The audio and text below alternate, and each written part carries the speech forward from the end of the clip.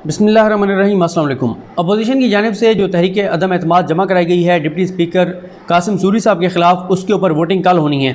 लेकिन आज के दिन में किसी भी वक्त ये पता चल जाएगा कि अपोजिशन ये वापस ले लेती है। अगर हुकूमत एक कदम पीछे हटती है और हुकूमत ये कहती है कि जिस वजह से उनके खिलाफ अदम एतमाद लाई गई है, जमा कराई गई है, यहाँ हम उसके ऊपर अपोजिशन को मौका देते हैं। वो वजह भी आपको बताता हूँ। और अगर हुकूमत वो बिल जो है वो जो पास कराए हैं वो वापस लेके और कहती है कि हम दोबारा जो है वो कौमी असम्बली में लाएंगे, तो फिर शायद अपोजिशन भी अपनी अदम एतमाद की तहरीक वापस ले ले। या अपोजिशन ये भी कह सकती है कि अब हम क्योंकि गौर कर रहे हैं स्पीकर के खिलाफ भी अदम एतमाद लाने के लिए, तो इसलिए हम ये वापस ले रहे हैं। लेकिन अगर ये दोनों चीज़ें नहीं होती तो फिर कल ये अपोजिशन के लिए कितना बड़ा चैलेंज है और कितनी बड़ी उनके लिए सियासी तौर पर धचका उनको लग सकता है, झटका लग सकता है अगर वो नाकाम होते हैं। और उनको कितने वोट चाहिए, उस वक्त उनके पास कितने वोट हैं, इन तमाम चीज़ों पर बात करते हैं। यह भी आपको बताता हूँ कि कब कब इन्होंने कहा था कि स्पीकर और डिप्टी स्पीकर के खिलाफ करारदाद ला रहे हैं। और आगे चल के ये भी बताता हूँ कि रूल्स ऑफ बिजनेस में तरीक़ाकार क्या लिखा हुआ है, क्या तरीका होगा डिप्टी स्पीकर या स्पीकर को हटाने का। एक तो आपको बता दूँ कि 15 अगस्त 2018 को स्पीकर असद कैसर साहब जो हैं वो मुंतखब हुए और डिप्टी स्पीकर जो कासिम सूरी साहब हैं ये इलेक्शन जीतकर और डिप्टी स्पीकर मुंतखब हुए। इस इलेक्शन में असद कैसर साहब को 176 वोट, जबकि उस वक्त पीपल्स पार्टी के जो खुशी शाह साहब थे उनके मद्दे मुकाबिल उनको 146 वोट मिले थे। जबकि कासिम सूरी साहब को 183 वोट, जबकि डिप्टी स्पीकर के लिए जो मौलाना फजल रहमान के बेटे थे असद महमूद साहब उनको 144 वोट मिले थे। अब इस वक्त अपोजिशन के पास जो तादाद है वो 162-163 है, हुकूमत के पास है 172। नहीं, इनको चाहिए 172। अगर इनको 172 चाहिए तो इनको 9 से 10 वोट जो है वो इजाफी चाहिए। और ये चैलेंज इनके लिए इसलिए बहुत बड़ा होगा क्योंकि हुकूमत जो है वो बाइकआउट करने जा रही है। हुकूमत की जानिब से ऐवान में कोई नहीं होगा। जब यूसुफ रज़ा गिलानी और हफीज़ शेख वाला हुआ था उस वक्त क्योंकि हुकूमत के लोगों ने भी वोट डाले थे, अपोजिशन वालों ने भी वोट डाले थे और हुकूमत की सफ़ों से लोगों ने बगावत की और उधर वोट डाले, जिस वजह से गिलानी साहब जीत गए थे। यहाँ पे तो जब बाइकआउट करेंगे जो हुकूमती लोग हैं और उनके तहादी, तो फिर जब वो वोट ही नहीं डालेंगे तो 172 लोग पूरे करने होंगे अपोजिशन ने। और इस बात को भी यकीनी बनाना होगा कि कोई वोट ज़ाया ना हो और 172 के 172 वोट जो है वो डाले जाएं। यहाँ पर एक और चीज़ आपको बता दूं कि इससे पहले अपोजिशन एक अपसेट क्योंकि बड़ा वही कर चुकी है। गिलानी साहब वाला जब हफीज शेख साहब को हराया गया था उस वक्त गिलानी साहब को मिले थे 169 वोट, हफीज शेख साहब को पड़े थे 164 वोट और 7 वोट ज़ाया हुए थे। गिलानी साहब को 169 पड़े थे और उस वक्त भी अपोजिशन उम्मीदवार को 9 वोट इजाफी मिले थे। यहाँ पे इनको कितने चाहिए 172।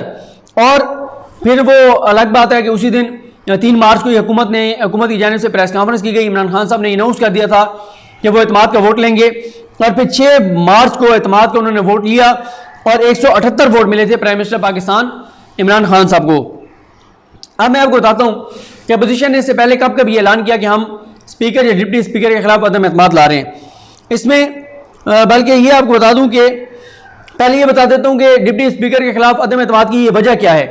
10 जून को कौमी असम्बली से 21 बिल जो हैं वो रिकॉर्ड बना, 21 बिल जो हैं वो पास कराए गए।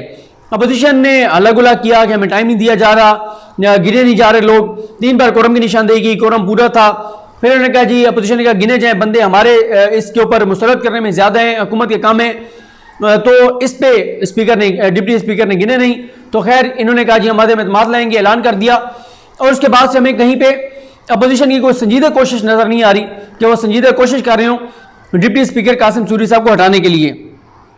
यानी होता है ना, आप मिल रहे हो, तैयारी कर रहे हो, वोट मांग रहे हो और अब तो हुकूमत ने इनके लिए मसला खड़ा कर दिया है कि अगर हुकूमत बाइकआउट करेगी तो कैसे ये 172 लोग पूरे करेंगे। अब जी कब इन्होंने कहा कि हम स्पीकर या डिप्टी स्पीकर को हटाएंगे। ये जी नवंबर पहले चलें इसी सीक्वेंस से आ जाते हैं। सितंबर 2020 में इन्होंने कहा कि हम स्पीकर असद कैसर के खिलाफ अदम एतमाद लाएंगे और इसको हम APC में शामिल कर रहे हैं। नवंबर 2019 में अपोजिशन जमातों की जानिब से कासिम सूरी के खिलाफ तहरीक एतमाद पेश की गई। बाद अपोजिशन ने यह तहरीक अदम एतमाद वापस ले ली थी। ख्वाजा आसिफ ने कहा था कि हुकूमत ने ऑर्डिनेंस वापस ले लिए, इसलिए हम डिप्टी स्पीकर के खिलाफ तहरीक अदम एतमाद वापस लेते हैं। नवंबर 2020 में एक बार फिर खबरें गर्दिश कर रही थी कि स्पीकर कौमी असम्बली के खिलाफ तहरीक अदम एतमाद पेश की जा सकती है। हामिद मीर ने इस हवाले से अपने प्रोग्राम में ख्वाजा आसिफ से सवाल पूछा तो उन्होंने जवाब दिया था कि इस चीज़ का फैसला जॉइंट अपोजिशन करेगी, लेकिन ये ज़ेर गौर ज़रूर है। चौथे नंबर पर मार्च 2021 के पहले हफ्ते में PDM जमातों ने स्पीकर असद कैसर के खिलाफ जो है वो अदम एतमाद लाने का ऐलान किया था और यह ऐलान बाद में झूठा साबित हुआ। पांचवें नंबर पर मार्च 2021 के दूसरे हफ्ते में जरदारी साहब की जानिब से PDM इजलास में स्पीकर कौमी असम्बली के खिलाफ अदम एतमाद लाने की तजवीज़ दी गई। ये उस वक्त की बात है जब नून लीग और मौलाना इस्तीफे देने पर जोर दे रहे थे, जबकि पीपल्स पार्टी का मौक़िफ़ था कि तहरीक अदम एतमाद से हुकूमत को घर भेजा जाए, गिराया जाए। और जरदारी साहब ने कहा था कि क्योंकि इस पर खुफिया बैलेटिंग होगी इसलिए हुकूमत को हम जो है वो झटका देने में कामयाब हो जाएंगे, क्योंकि खुफिया बैलेटिंग होगी, हुकूमत के लोग भी हमारे साथ अंदर से बगावत करेंगे। लेकिन उस वक्त भी ये नहीं हो सका था। अब मैं आपको बता देता हूँ कि 11 नुकात हैं जिनके जो स्पीकर या डिप्टी स्पीकर को हटाने के लिए हैं। ये जनाब ये तरीक़ाकार भी यही है। Rules of business and conduct of business 2007 के रूल 12 में बताया गया है और इसका उन्वान यह है कि स्पीकर या डिप्टी स्पीकर को हटाने का अमल। इसके 11 नुकात हैं। रूल 12(1) कोई भी रुकन सेक्रेटरी कौमी असम्बली को करारदाद का तहरीरी नोटिस दे सकता है जिसमें स्पीकर के खिलाफ इल्जामात होंगे और इसके साथ स्पीकर या डिप्टी स्पीकर को ऑफिस से हटाने की एक तहरीक होगी, जिसे आइन के आर्टिकल 53 की शिक 7 के पैराग्राफ C के तहत पेश करने की इजाज़त मांगी जाएगी और सेक्रेटरी कौमी असम्बली फौरी तौर पर इस नोटिस को अरकान में सर्कुलेट करेंगे। शर्त यह है कि करारदाद में दलाइल, नताइज, तंज़ीह इजहार, हद तक मेज़ बयानात नहीं होने चाहिए और अगर करारदाद में ऐसी चीज़ें होंगी तो इन्हें इसमें से निकाल दिया जाएगा। रूल 12(2) झेली रूल 1 के तहत नोटिस मौसूल हो जाने के 7 दिन के बाद करारदाद पेश करने की तहरीक को पहले वर्किंग डे के लिए मुतल्लिका रुकन के नाम पर ऑर्डर ऑफ द डे में दाखिल किया जाएगा, क्योंकि 10 को यह हुआ था, 10 को उन्होंने करारदाद जमा कराई अदम एतमाद की, वो जो नोटिस था, और उसके बाद वो सर्कुलेट हुआ। तो अब कल जुमे वाले दिन जो है वो उसको मुंतखब किया गया जुमे को कि कल जो है वो अदम एतमाद के लिए वोटिंग होगी। रूल 12(3) करारदाद पेश करने के लिए मुतय्यन दिन में ऑर्डर ऑफ द डे में कोई और आइटम शामिल नहीं की जाएगी। यानी अगर कल अदम एतमाद होगा डिप्टी स्पीकर के खिलाफ और ये अदम एतमाद की तहरीक वापस नहीं होती तो कल सिर्फ अदम एतमाद की तहरीक ही एजेंडे पर होगी और कोई चीज़ नहीं होगी।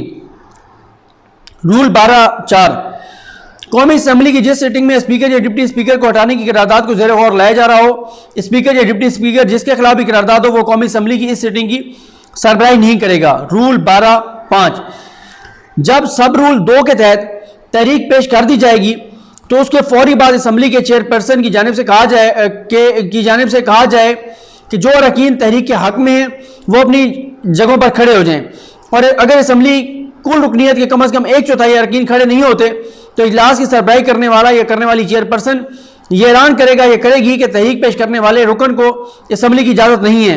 और अगर कौमी असम्बली की कुल मेंबरशिप की कम से कम 1/4 अरकान खड़े हो जाएं तो इजलास की सरबराही करने वाला जो भी चेयरपर्सन होगा वो करारदाद पेश करने वाले रुकन को इजाज़त देगा कि वो करारदाद पेश करे। यानी कोई 86 लोग मेरा ख्याल है बनते हैं कि 86 लोग खड़े होंगे।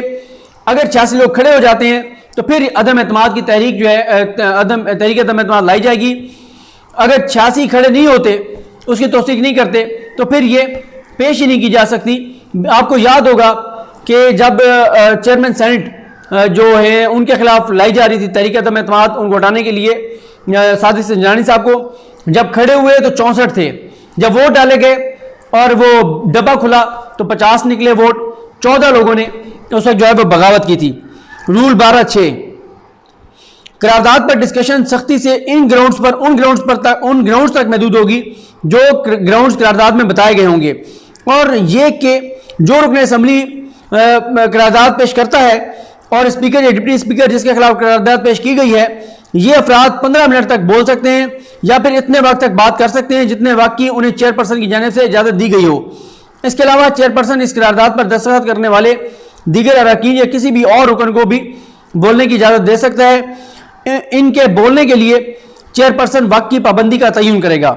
रूल 12(7) कौमी असम्बली इजलास को उस वक्त तक अगले वर्किंग दिन के लिए मुलतवी नहीं किया जाएगा जब तक तहरीक पेश करने के मामले को निपटा न दिया जाए, और अगर तहरीक पेश करने की इजाज़त मिल जाए तो इस सूरत में करारदाद पर वोटिंग न करा ली जाए। रूल 12(8) करारदाद पर वोटिंग खुफिया बैलेट से होगी और ये वोटिंग ऐसे तरीक़ाकार के तहत होगी जिस तरीक़ाकार पर वोटिंग का हुक्म चेयरपर्सन की जानिब से दिया जाएगा। खुफिया बैलेटिंग होगी, खुफिया वोट डाले जाएंगे। जैसे मैंने आपको बताया है कि वो उनकी चेयरमैन सेनेट वाले मामले पे हुआ था, खड़े 64 हुए, वोट डाले 50 निकले। रूल 12(9) अगर स्पीकर ने आर्टिकल 54 की शिक 3 के तहत कौमी असम्बली का वो सेशन बुला लिया हो जिसमें नोटिस दिया गया था, तो कौमी असम्बली का सेशन उस वक्त तक मुलतवी नहीं किया जाएगा जब तक तहरीक को निपटा ना दिया जाए या फिर तहरीक की इजाज़त मिल जाने की सूरत में करारदाद पर वोटिंग न हो जाए। रूल 12(10) स्पीकर या फिर डिप्टी स्पीकर जिसके खिलाफ भी करारदाद पेश हुई हो, वो उस करारदाद को कौमी असम्बली की कुल मेंबरशिप की मेजॉरिटी मंजूर कर ले तो वो अपने ओहदे से हट जाएगा।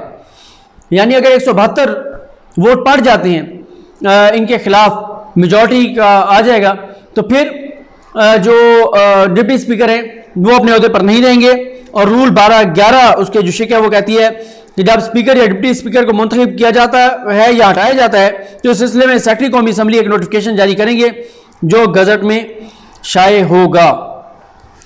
ये मैंने आपको सारा तरीक़ाकार भी बता दिया, वजूहात भी बता दी, तादाद भी बता दी, सूरत हाल भी बता दी।